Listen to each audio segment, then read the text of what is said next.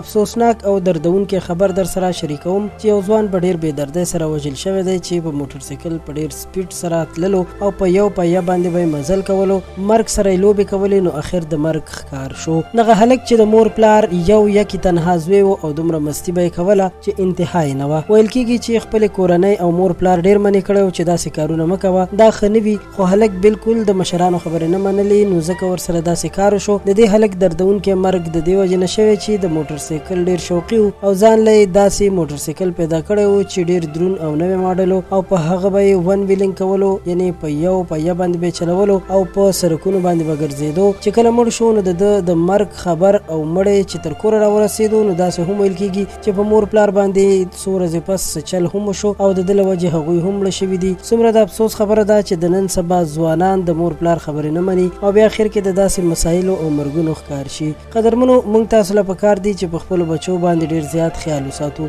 ځکه داسې واقعیات د هر چا اولادونو سره هم کېدی شي. نن سبا خو د ټیک ټاک او د سوشل میډیا دور دی، خلک د ځان مشهورولو لپاره داسې سټنټس او نخرې کوي چې ځینې خو پکې لکه د هجلاګانو کارونه هم کوي او ځینې پکې بیا داسې کارونه کوي چې سر وخوري. د دې خبر اورېدو سره مې زړه ډیر خفه شو. داسې ځوانان لاړ شي او ځان سره ټوله کورنۍ هم برباده کړي. دا ویډیو مې تاسو سره د یو عبرت په شکل باندې شریکه کړه چې تاسو ترې څه زده کړه وکړئ او عبرت ترې واخلئ. د پښتو پوسټ له نورو ویډیوګانو کتلو لپاره زموږ چینل همدا اوس سبسکرایب کړئ چې زموږ راتلونکي ویډیوګانې هم تاسو په وخت وګورئ.